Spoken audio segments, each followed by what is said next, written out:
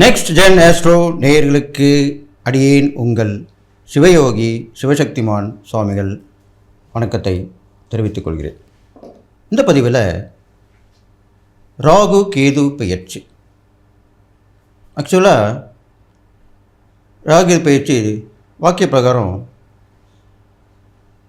April மாதம் பயிற்சி ஆகிடுச்சு, 26/4/2025.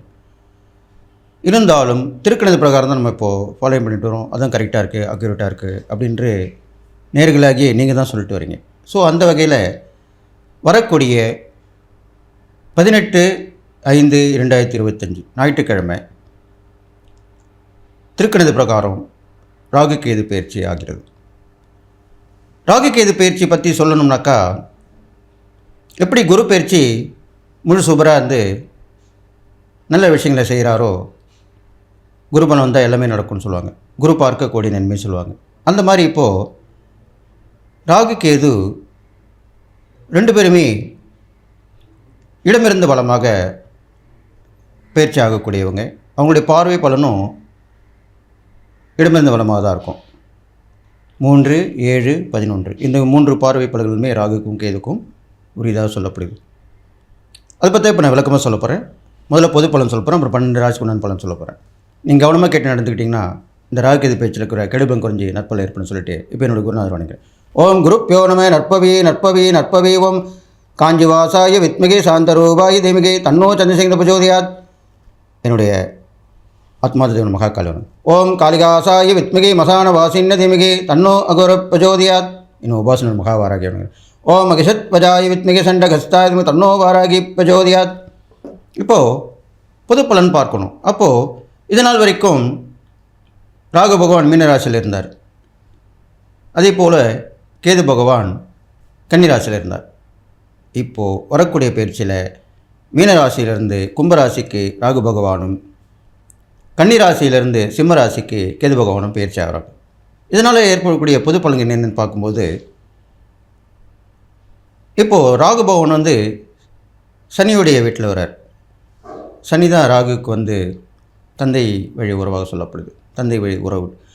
அப்போ அப்பேற்பட்ட அந்த கும்பராசியில் வரும்போது பல பிரச்சனைகள் நடக்கக்கூடிய வாய்ப்பு, வீட்லேயும் நாட்டிலையும் பிரச்சனைகள் வர்றது, எதிர்பாராத ஆபத்து, எதிர்பாராத விபத்துக்கள்,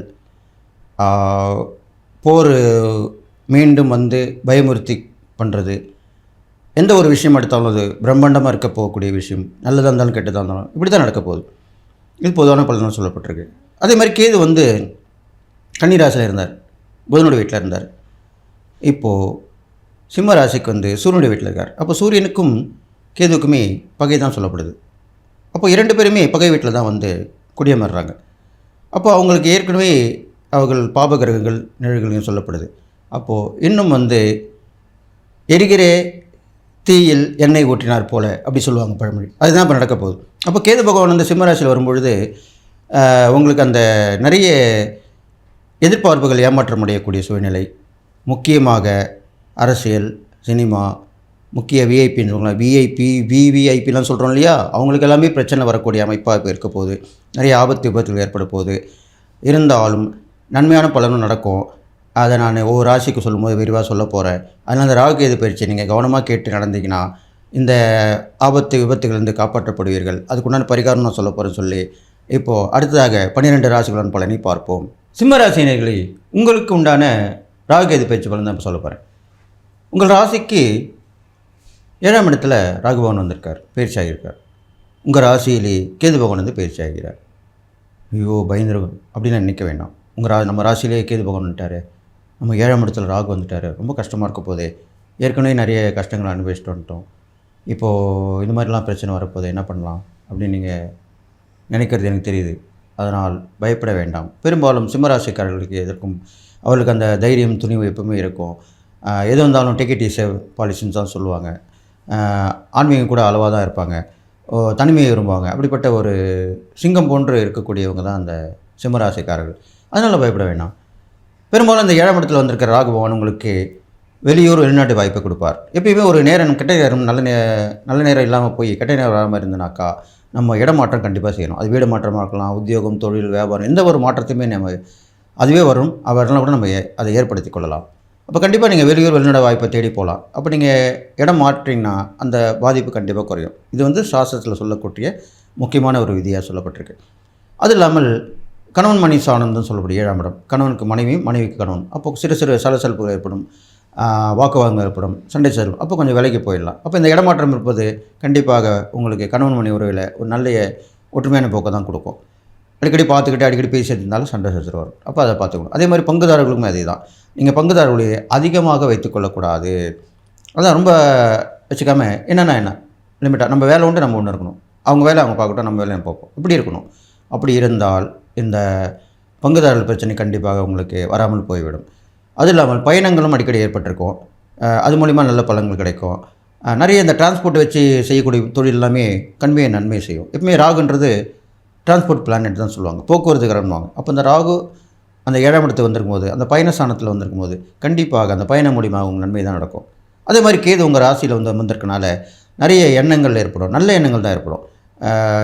ஜென்ம கேதுன்ற போது சிறு சிறு மன சஞ்சலங்கள் ஏற்படும். ஆனால் நீங்கள் இறை சிந்தனை இந்த நேரத்தில் தான் நீங்கள் இறை சிந்தனை கொண்டு வரணும். இறை சிந்தனையோட நம்பிக்கையோட தவமாக இருந்து தியானம் கற்றுக்கிட்டு, இல்லை தியானம் தெரிஞ்சவங்க தியானம் மார்க்கமாக போனீங்கன்னா கண்டிப்பாக நன்மை ஏற்படும். நீங்கள் செய்யக்கூடிய இறைப்பறிகள் பார்க்கும்போது பெரும்பாலும் சிவபெருமான் வந்து இந்த நாகத்தை சூடி உள்ளவர் தான், நாகாபுரம் அணிந்தவர். அவரை வணங்கி வழிபட வரலாம். திருநீலகரன் என்று பெயர் பெற்ற பெருமாளை சிவபெருமானை வழிபட்டு வரலாம். திருவண்ணாமலை கண்டிப்பாக போயிட்டு வரலாம். கிரிவலம் போயிட்டு வரலாம். பௌர்ணமியில் கிரிவலம் போவது கண்டிப்பாக இந்த ராகுகேது பயிற்சிக்கு ஏற்ற பரிகாரமாக சொல்லப்படுது. அது நீங்கள் கண்டிப்பாக போயிட்டு வரலாம். நீங்கள் செய்யக்கூடிய தான தர்மங்கள் பார்க்கும்பொழுது நிறைய வயதானவர்களுக்கு, முதியோர்கள், ஆதரவற்றவர்களுக்கு, சாதுக்களுக்கு, அது இல்லாமல் வந்து ரொம்ப முடியாமல் படுத்த படிக்கையாக இருப்பாங்க. அப்படிப்பட்டவங்களுக்குலாம் நீங்கள் தான தர்மம் பண்ணிட்டு வரலாம். அது மாதிரி பண்ணிட்டு வந்தீங்கனாலே உங்களுக்கு கெடுபலன் கொஞ்சம் ஏற்பட போகுது.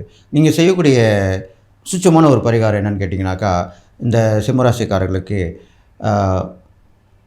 விடிய காலில் பிரம்ம முகூர்த்தத்தில் அமர்ந்து தியானம் பண்ணி சிவனை நோக்கி தியானம் பண்ண வேண்டும். அது பண்ணிங்களாலே பிரம்மமுகூர்த்தத்தில் எல்லா தெய்வங்களுமே தியானம் பண்ணலாம். நீங்கள் சிவனை நோக்கி தியானம் பண்ணும்போது வடக்கு பார்த்து உட்காரணும்.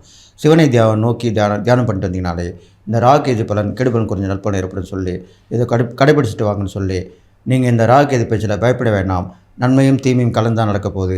அதுக்குண்டான பரிகாரங்களும் தானதமும் சொல்லியிருக்கேன். அதை நீங்கள் பண்ணிட்டு வாங்க. நிறைய எறும்பு புற்று இருக்கும் இல்லையா, அந்த எறும்பு புற்றுக்கள்லாம் நிறைய உணவு அளிச்சுட்டு வாங்க. அரிசி மாவு அனுப்பலாம், வெல்லம், சர்க்கரை, இது மாதிரிலாம் பண்ணிட்டு வரலாம். நீங்கள் அடிக்கடி இதை பண்ணிட்டு வந்தாக்கா கண்டிப்பாக அந்த பரிகாரத்து மூலிமா அவங்க நன்மை ஏற்படும் சொல்லி, நீங்கள் எல்லா நலமும் பெற்று வாழ்வீங்கன்னு சொல்லி வாழ்த்தி விடைபெறுகிறேன். நன்றி, வணக்கம்.